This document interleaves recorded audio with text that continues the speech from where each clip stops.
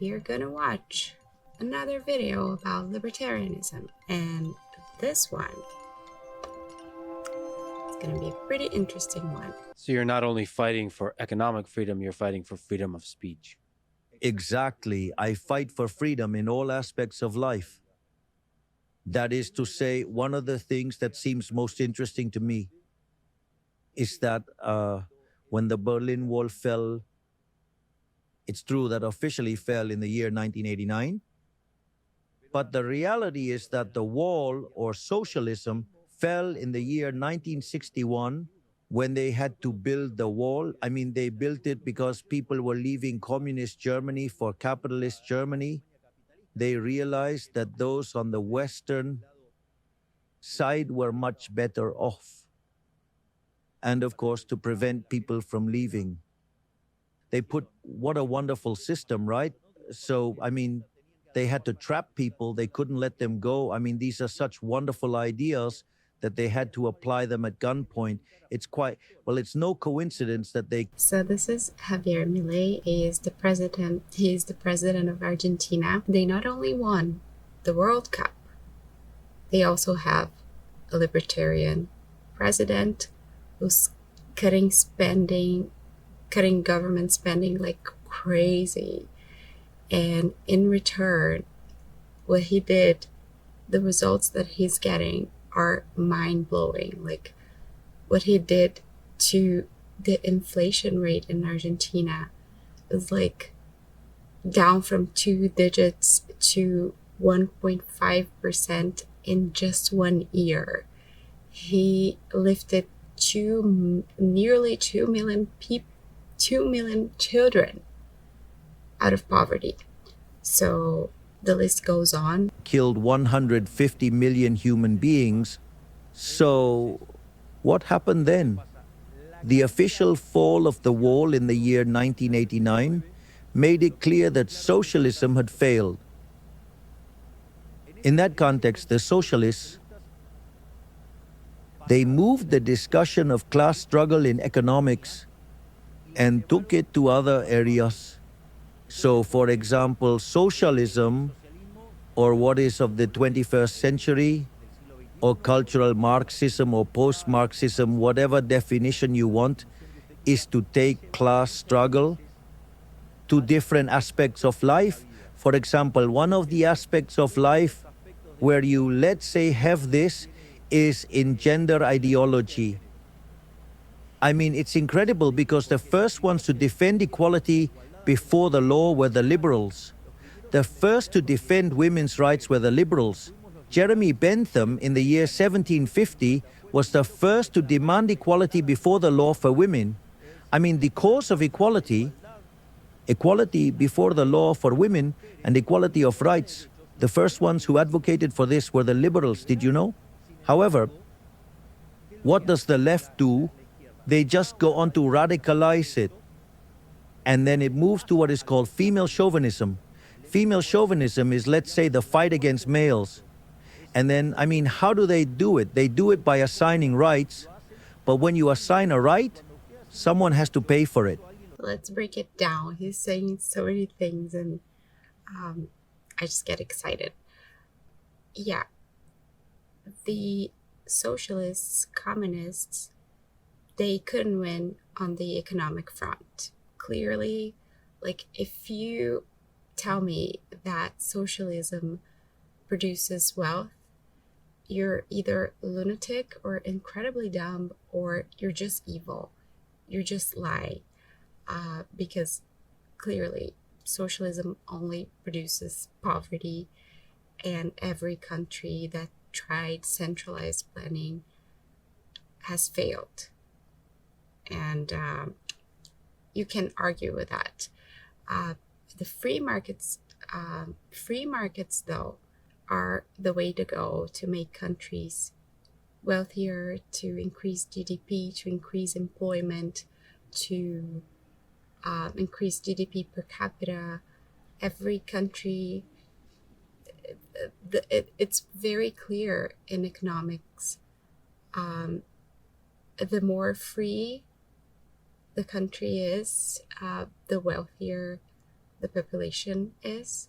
So the economic front, libertarians won this battle. But in the cultural front, and Javier is going to say, is going to talk about this later, libertarians did not win. Socialism is everywhere, in the form of cultural Marxism, however you want to call it. I remember when I was in university over 10 years ago, it was like 12 years ago. Oh my God, it was 13 years ago. I graduated in university back in Brazil. I learned about dialectical materialism, which is essentially Marxism applied to every field, including psychology. I went to university for psychology in Brazil, and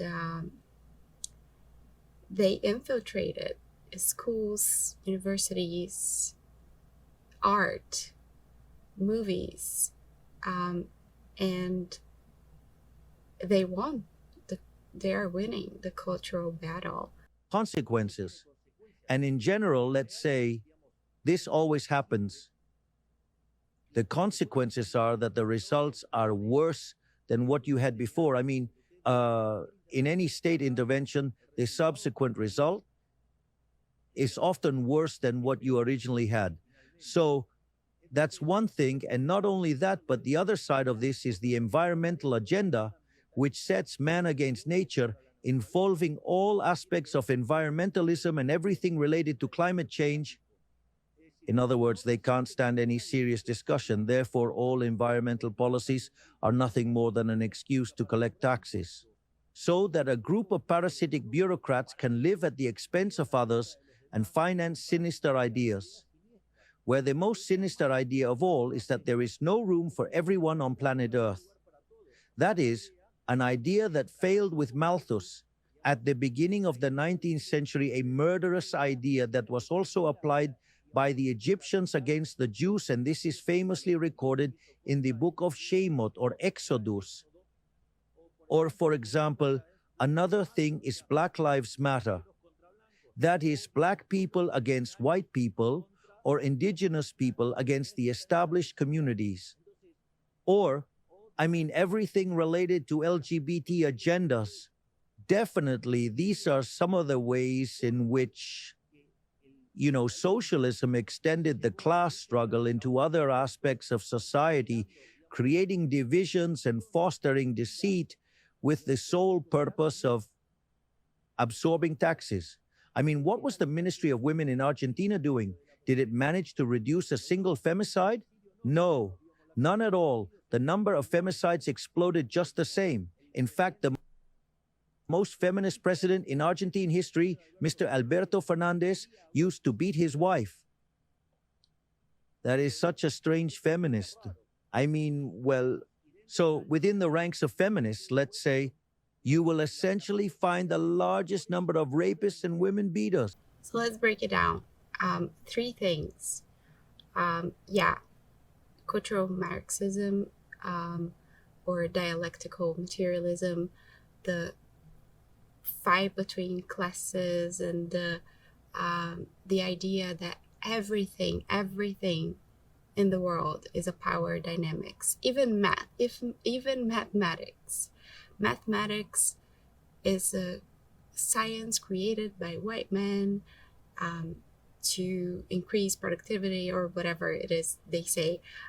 Everything is a power dynamic where somebody is winning over an oppressed minority.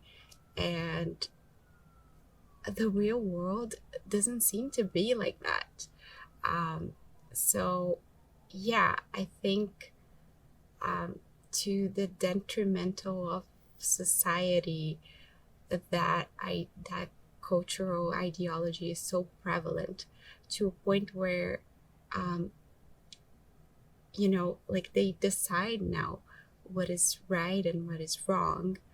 And things like I come from psychology, and things like mate selection in evolutionary psychology is problematic to talk about in university because, it's suddenly it's misogyny to say that women will look for partners that are wealthier and show signs that he can protect her and the children because, um, you know, of the childbearing, because of childbearing. That has, you can say that. You can come to that conclusion even if in a scientific environment because that is oppressive to women. Um, and so, yeah, they are winning the cultural battle, and I think that's problematic. Now, the second thing Javier Milei said here is he cites the Ministry of Women in Argentina, how it did nothing for women, and that's something that people often mix up, like the creation of an agency or a ministry or a governmental entity to take care of certain things does not automatically translate to certain things getting better. Like, this is so obvious to me. Like, if the Ministry of Culture stopped existing today, culture won't stop in a country. You can bet your ass, like, even if it's not subsidized by the state, people will pay from their own pockets to make music, to make shows. Companies will sponsor, even without tax benefit, because culture doesn't stop because the Ministry of Culture stops. Like, we have to stop with that idea that a government agency is inherently good, and just because you name it ministry or secretary of all of the good things, that doesn't mean that all the good things will happen now. What was the Thursday? Oh yeah, he's talking about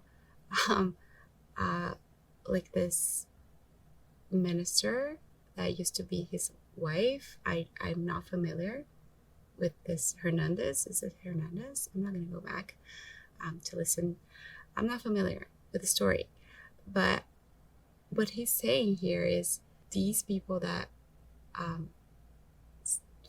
virtual signal are the nastiest ones. So I'm not familiar with the story that he's telling, but I believe him. Their hypocrisy is truly striking. It's not just about that, though. I mean, the battle is on three fronts. You have the economic front, which is free enterprise capitalism. Then we have the political level. Currently, the system that the world has designed is a Republican liberal democracy with checks and balances. And I mean, at the cultural battle level, notice that socialism has been very successful in the cultural battle. It has been very successful politically because it was able to translate that political battle in winning many elections. But why is it falling apart? Why? Because it produces misery, and because the economic system is a disaster, so people eventually realize that it is making things worse for them. Liberal libertarians are very good when it comes to economics. Yes, and those good economic results can actually lead, to the generation of solid political processes. But what happened? The liberals neglected the cultural battle. Much of the blame was placed on Fukuyama when he said this is the end of history. No, it was not the end of history, because the following year, in 1990, the socialists gathered at the Sao Paulo Forum and, based on the ideas of Gramsci, designed a strategy to infiltrate the media, culture, and education, which ended up changing the entire discourse. And they established that what they said was politically correct. and that any idea outside of it was to be considered reactionary and had to be censored or even persecuted. And they claimed to be the ones defending freedom, even though they were the ones persecuting people. It's the same with journalists who get upset with Twitter. They say they defend freedom but can't stand it when those who think differently speak. Is that freedom? Yes, for them, but not for those who think differently. That's not freedom, that's fascism. He talks about the São Paulo Forum, which did happen and is responsible. People don't understand when we talk about leftists in Latin America. It's not your regular leftist. These are people that venerate. These are people that openly think Stalin is a hero, Lenin is a hero, Che Guevara is a hero, Fidel Castro. These people, they truly believe these things. Leftists in Latin America are hardcore. It's not your Bernie Sanders. They think that the correct way is a revolution, seize all property. All properties should be the states, and let's build gulags for the dissidents, and this is what we're fighting against. So I don't think everybody understands the nature of leftism in Latin America, and I'm glad he's talking about it. What do we say? Then we must fight on the economic front, and I believe we are implementing an extremely successful economic program that is being recognized worldwide. In fact, the other night, the president-elect, Donald Trump, indeed gave recognition for the achievements we are having in Argentina and the speed at which we have done it. At the same time, you have to fight the political battle because, well, soccer matches are not won by shouting from the stands, they are won by playing on the field. But that alone is not enough because you have to, let's say, you need to convey to society the values of capitalism, the free market, what liberalism is, the value of freedom, right?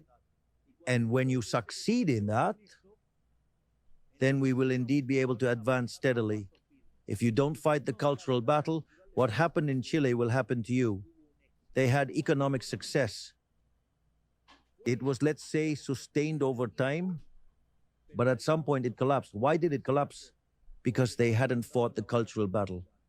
Then socialism, little by little, took control of institutions in education and the media. So they took over the media and culture, and on that basis, they attacked and broke up the system. And then they found themselves with increasing doses of socialism, and the only thing socialism generates is poverty. Therefore, what you must keep in mind is that you have to fight the battles on all fronts. Yeah, that did happen to Chile. They are better off, and like they are. I often talk about Chile. They did a great job economically, and I know Milton Friedman was involved in their economic success back in the 70s, I think. They fixed their social security system. They fixed the budget. Everything is great. Everything was going great for Chile, but yeah, they didn't fight the cultural battle. And I think a socialist is a president now, and I don't think they're doing very well. I think the people, like I went to Chile once, and I remember walking by the University of Santiago, I believe. I don't know.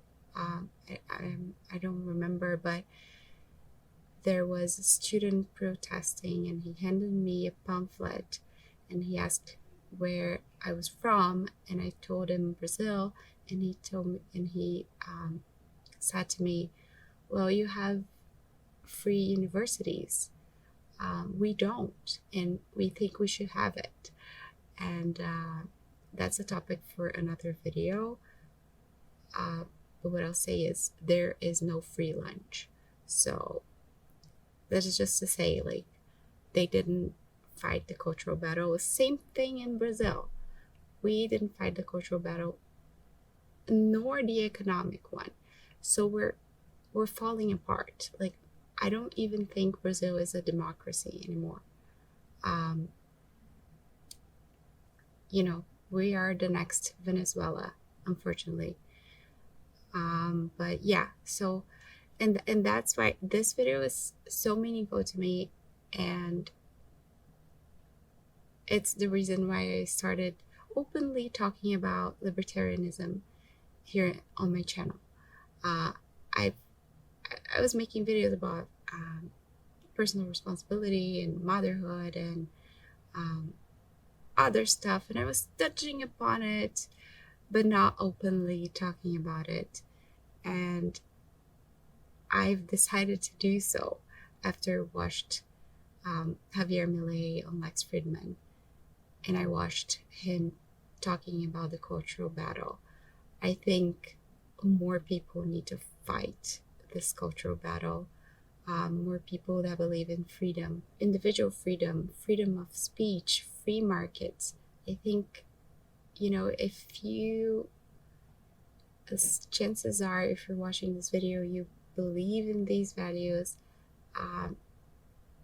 So I compel you to talk about it more to your friends. And maybe you don't want to be a content creator, and that's fair. But please continue to fight the cultural battle. And if you don't keep that in mind, I can tell you are headed towards collapse. I believe that too. So please subscribe. Please subscribe. This was fun. Okay, this is fun.